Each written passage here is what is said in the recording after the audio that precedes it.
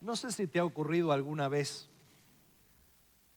estoy seguro que sí, que dependemos de determinadas situaciones, objetos, personas, circunstancias.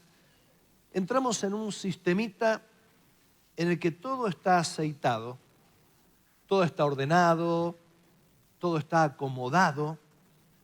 Y en ese sistema nos sentimos cómodos, nos sentimos bien, hasta que de repente nos viene la preocupación: ¿y qué pasa si se altera esto o lo otro? ¿Qué ocurre si te falta esto o aquello? Una vez hablé con un profesional creyente que justamente a raíz de una crisis conoció al Señor, y él decía: sí, voy a prepararme para una profesión, porque si yo no tengo una profesión, estoy en un trabajo, pierdo ese trabajo y me quedo sin nada. En cambio, con una profesión, a donde vaya, me llevo el diploma bajo el brazo, y donde vaya voy a ser siempre este profesional y no me va a faltar trabajo ni oportunidad, etcétera, etcétera. Pero de pronto, este amigo que enfrentó esta crisis se dio cuenta que podía caerle un juicio por mala praxis, que podía tener algún problema determinado, y se dio cuenta que ese diploma en el que se estaba apoyando era un bastón quebrado, fisurado, que en cualquier momento lo podía hacer caer también, y ahí entró en un pánico que lo llevó a encontrarse con Dios, quien hoy lo hizo sentir seguro. Pero a todos nos pasa que tenemos ciertas cuestiones que las incorporamos a nuestra vida y al sistema de nuestra vida, y de pronto nos entra el bichito de la preocupación que nos dice: ¿y qué pasa si esto cambia o se altera? Esto le ocurrió a un profeta con pasiones semejantes a las nuestras. Abrimos nuestra Biblia en el primer libro de Reyes, capítulo 17, los primeros 16 versículos. Primer libro de Reyes, 17, del 1 en adelante.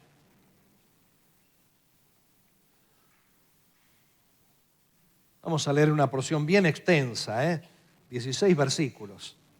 Casi cuando terminemos de leerlos, te tengo que dar la bendición y te vas. Entonces Elías Tisbita, que era de los moradores de Galaad, dijo a Acab: vive Jehová, Dios de Israel, en cuya presencia estoy, que no habrá lluvia ni rocío en estos años, sino por mi palabra. Y vino a él palabra de Jehová diciendo: apártate de aquí y vuelve al oriente y escóndete en el arroyo de Querit, que está al frente al Jordán. Beberás del arroyo, y yo he mandado a los cuervos que te den allí de comer. Y él fue e hizo conforme a la palabra de Jehová, pues se fue y vivió junto al arroyo de Querit, que está frente al Jordán. Y los cuervos le traían pan y carne por la mañana, y pan y carne por la tarde. Y bebía del arroyo. Pasados algunos días se secó el arroyo, porque no había llovido sobre la tierra. Vino luego a él palabra de Jehová diciendo: levántate, vete a Sarepta de Sidón y mora allí. He aquí yo he dado orden allí a una mujer viuda que te sustente. Entonces él se levantó y se fue a Sarepta, y cuando llegó a la puerta de la ciudad, he aquí una mujer viuda que estaba allí recogiendo leña, y él la llamó y le dijo: te ruego que me traigas un poco de agua en un vaso para que beba. Yendo ella para traérsela, él la volvió a llamar y le dijo: te ruego que me traigas también un bocado de pan en tu mano. Y ella respondió: vive Jehová tu Dios, que no tengo pan cocido, solamente un puñado de harina tengo en la tinaja y un poco de aceite en una vasija.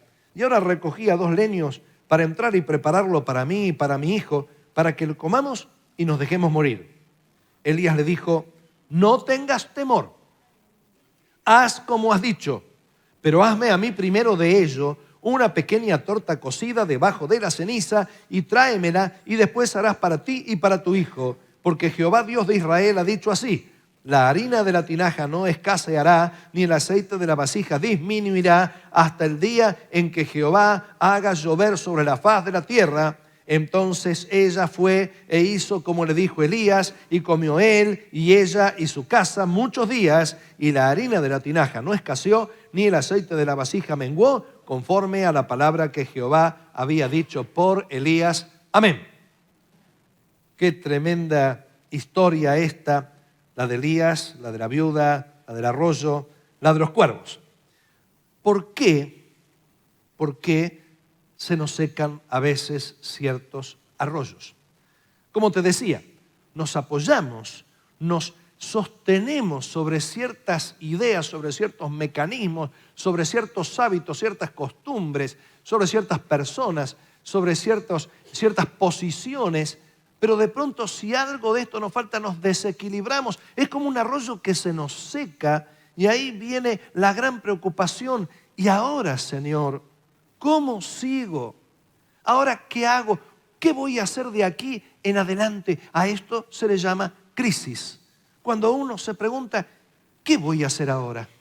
¿Y cómo voy a seguir ahora? Pero la primera razón por la que los arroyos se secan es porque para que comencemos una nueva etapa y nos movamos de donde estamos. Jezabel estaba buscando a los profetas de Dios para matarlos.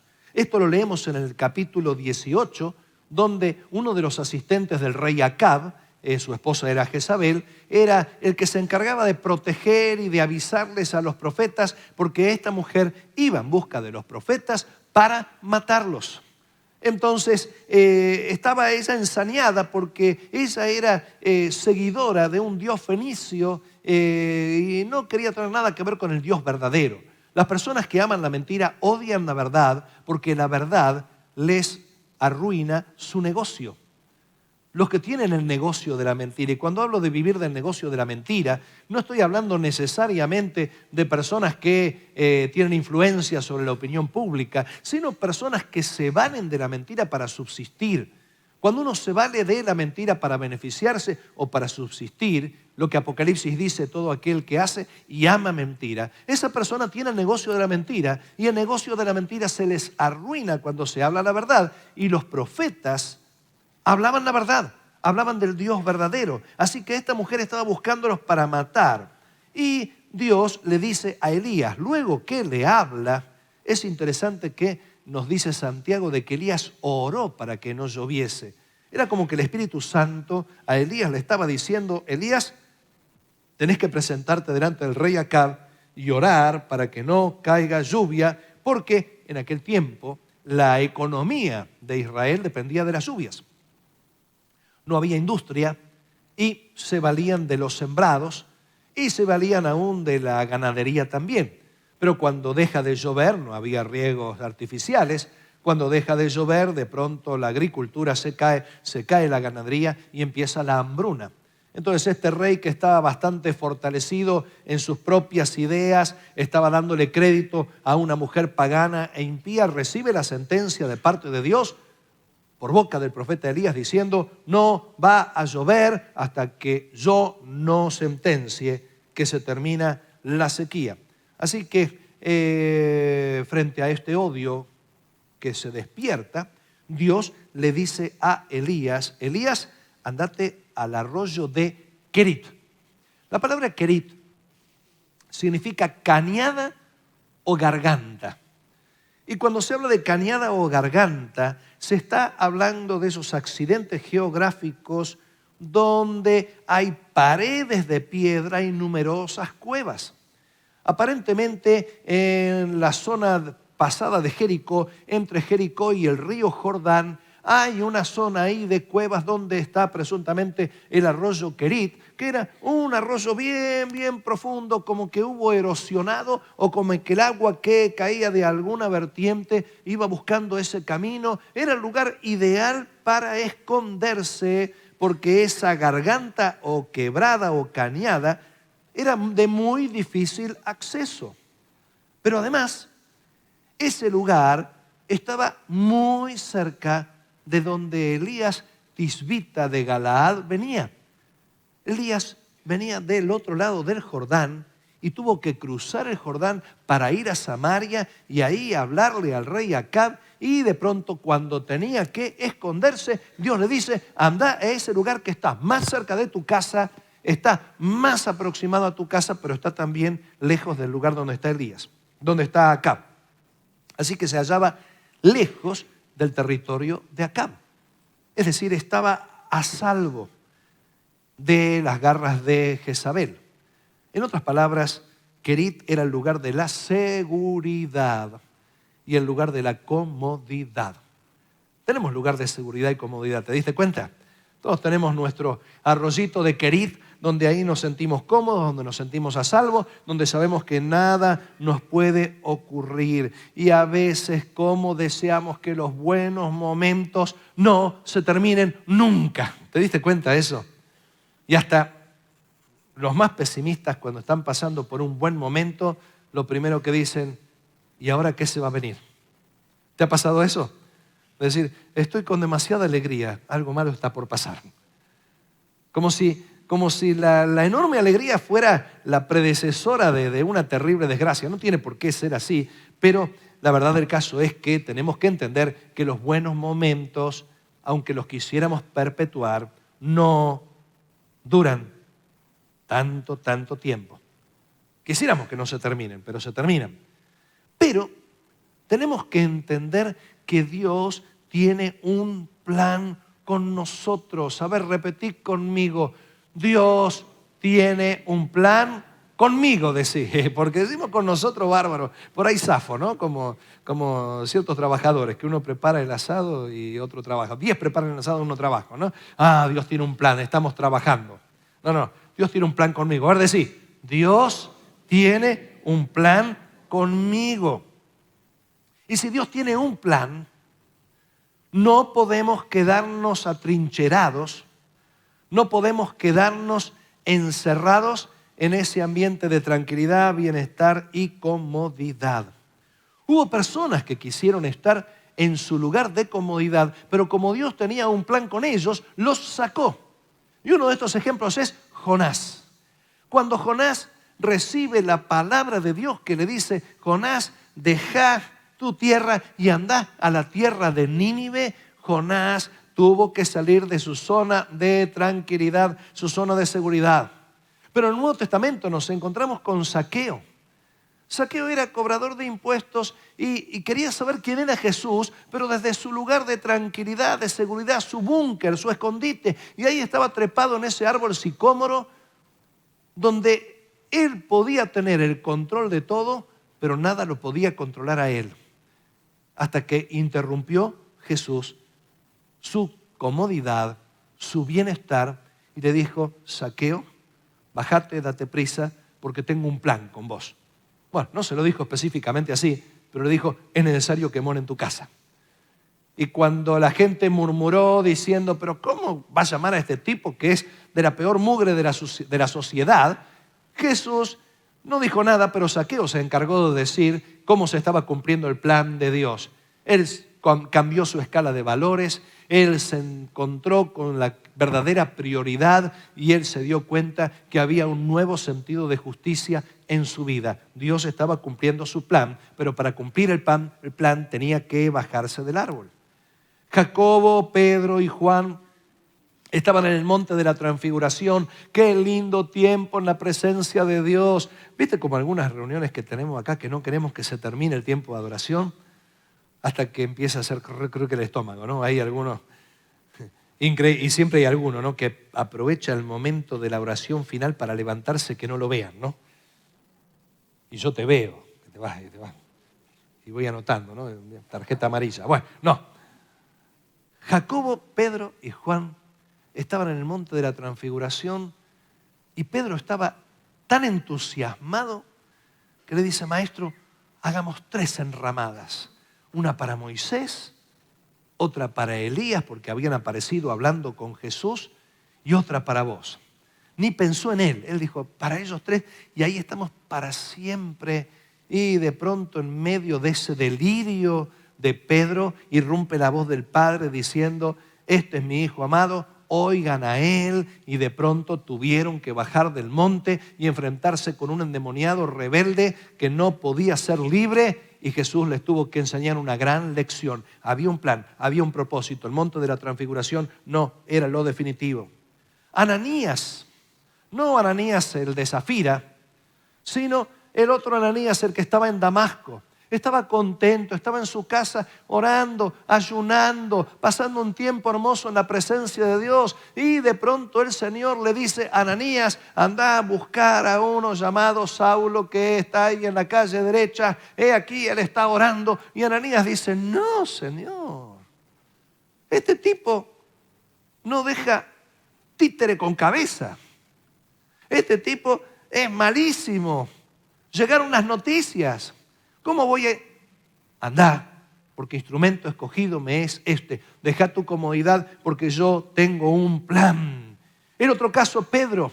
Estaba Pedro orando, estaba ayunando, estaba en un tiempo maravilloso y a veces nosotros pensamos que es el mejor momento en el que estamos orando con Dios, pero no sabemos nunca cuál es el mejor momento. El mejor momento es estar donde Dios quiere que estemos. Ese es el mejor momento. A veces orando, a veces sirviendo, a veces descansando, a veces trabajando. El mejor momento es el momento en el que estamos donde Dios quiere que estemos. Pero Pedro estaba orando, ayunando y tiene una visión donde baja todo tipo de animales, algunos de ellos inmundos en un lienzo. Dios se lo baja y es uno de mis pasajes favoritos, ¿no?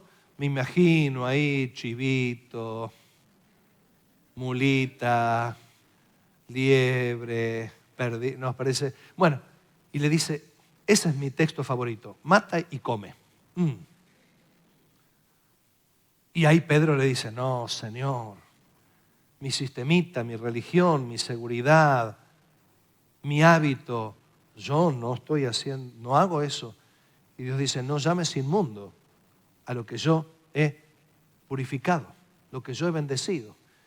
Y 3 veces tiene esa visión y se queda Pedro pensando en esa visión hasta que golpean en la puerta de la casa. Eran los criados de Cornelio, un gentil que había tenido una visión, y Pedro tenía que dejar ese lugar, dejar esa etapa, porque venía una nueva etapa, que era la etapa de predicar el evangelio a los gentiles, y Cornelio fue el primer gentil que se convirtió y que recibió el bautismo en el Espíritu Santo junto con los suyos.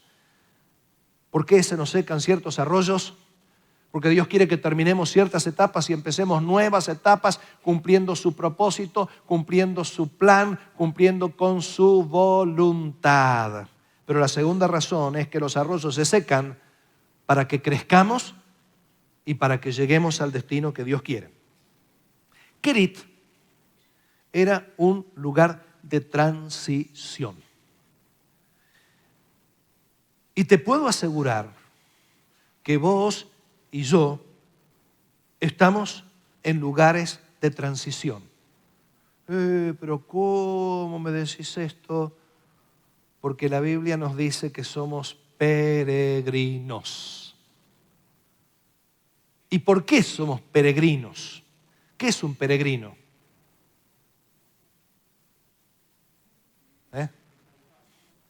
No Pellegrino, el director, no. Un peregrino es alguien que está de paso, un nómade. ¿Por qué? Normalmente el peregrino tiene una meta, tiene un destino. Si te preguntaran, a ver, vamos a ver si estás bien sintonizado, ¿no? Si te preguntaran,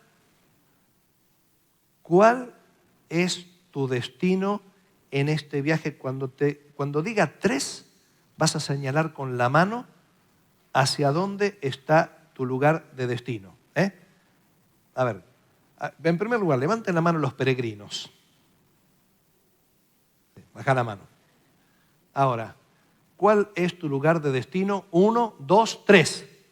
¡Aleluya! ¡Ey! Sabemos bien. Esto quiere decir que estamos de paso. Esto quiere decir que estamos en una transición, como el arroyo Querit. Los cuervos alimentaban a Elías. Ahora, la palabra cuervo también se traduce porque en realidad la palabra cuervo significa mercader o traficante es fea la palabra en nuestros días, ¿no? Pero comerciante, mercader, y esa palabra a veces se les decía, se les daba a los árabes que iban viajando con algunas cosas. Así que uno no sabe si eran personas o si eran realmente los cuervos. Lo que sí seguro no eran hinchas de San Lorenzo, eso estate seguro, ¿no? Pero el arroyo ese, donde estaba, no iba a ser para siempre, porque la sequía seguía avanzando.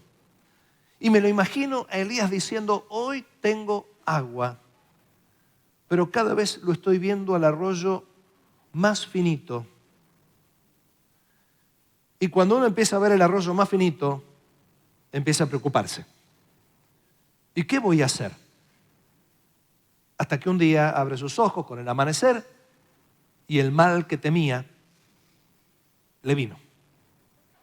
Ahora, Dios lo manda a otro lugar, a Sarepta, donde estaba la viuda. ¿Dónde queda Sarepta? Sarepta queda al norte y al occidente de Samaria. Es decir, Sarepta, en la zona de Sidón, era el lugar de donde venía Jezabel.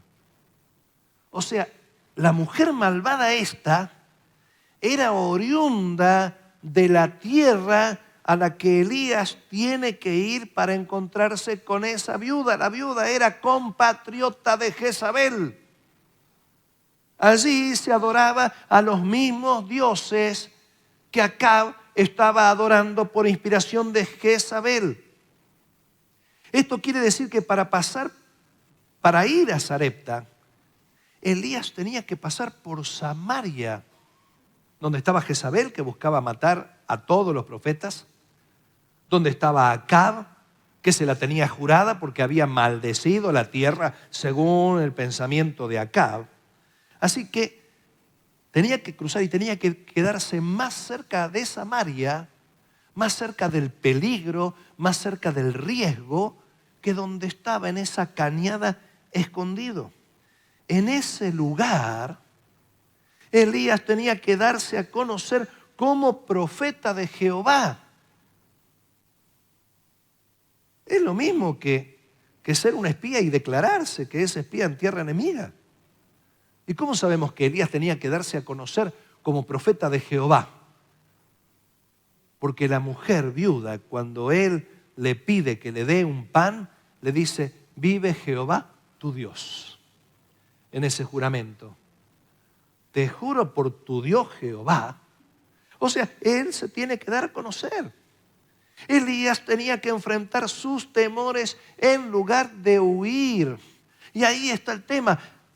Los arroyos a veces son una transición hasta que vamos creciendo y aprendemos a enfrentar aquello de lo cual estamos huyendo. Esto es crecer de verdad.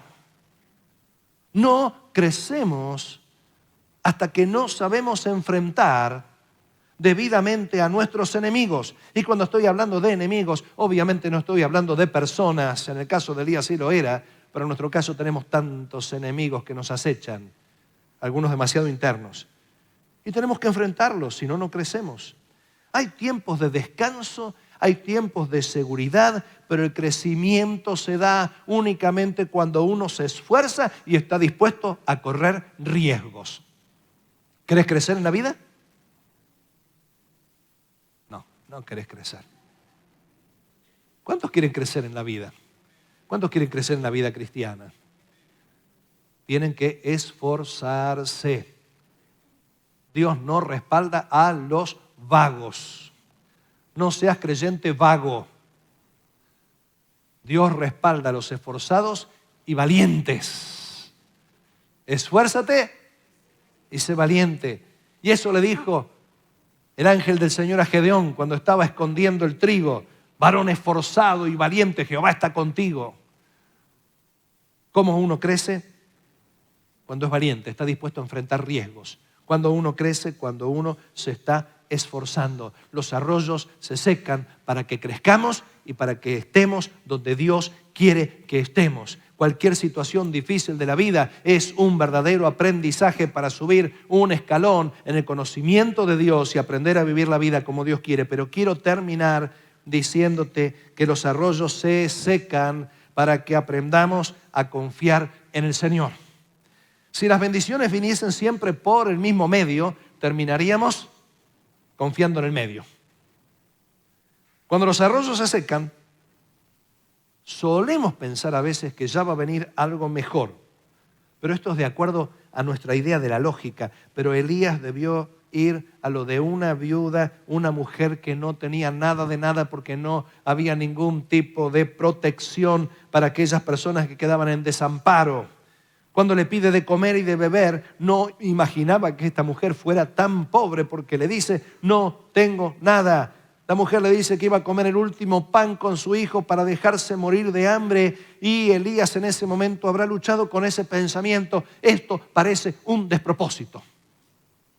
Salí de Guatemala y me metí en Guatepeor.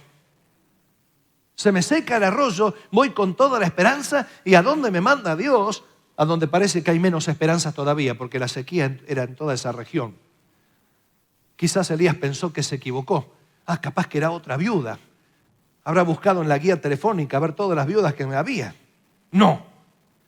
Su fe, y acá encontramos lo que es fe, su fe lo llevó a pedir cuando sabía que no había. Es decir, su fe se sobrepuso a la lógica. Con la fe nosotros tenemos que estar dispuestos a enfrentar la lógica y esto fue lo que Elías hizo. Y Elías terminó recibiendo lo mejor, pero de una fuente vacía, porque Dios se encargaba de llenar la fuente cada vez que lo necesitaba.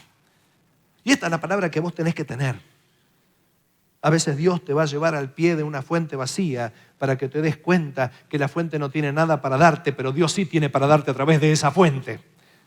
Allí Elías comprendió que al dejar el arroyo porque se secó, estaba dejando los cuervos que todavía le estaban dando de comer.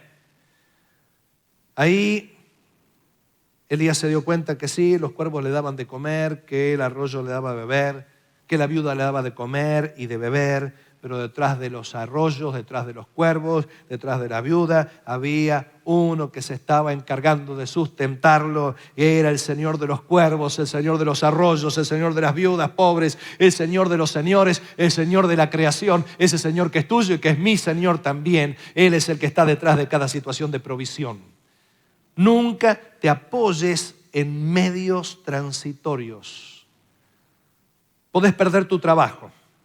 Podés perder tus herramientas de trabajo, podés perder tu casa, podés perder amistades o familia, podés perder seres queridos, podés perder oportunidades, podés perder la salud o tus capacidades, podés perder bienes o documentos, podés perder lo que sea, pero en lugar de tratarse de una pérdida fatal, esa es la oportunidad de cumplir con el plan del Creador que te escogió y te va a premiar. Es la oportunidad de crecer, de aprender y de tener victoria. Es la oportunidad de confiar cada vez más en el Señor y aprender a ver su mano más allá de las circunstancias. Y quiero que cierres los ojos por un momento.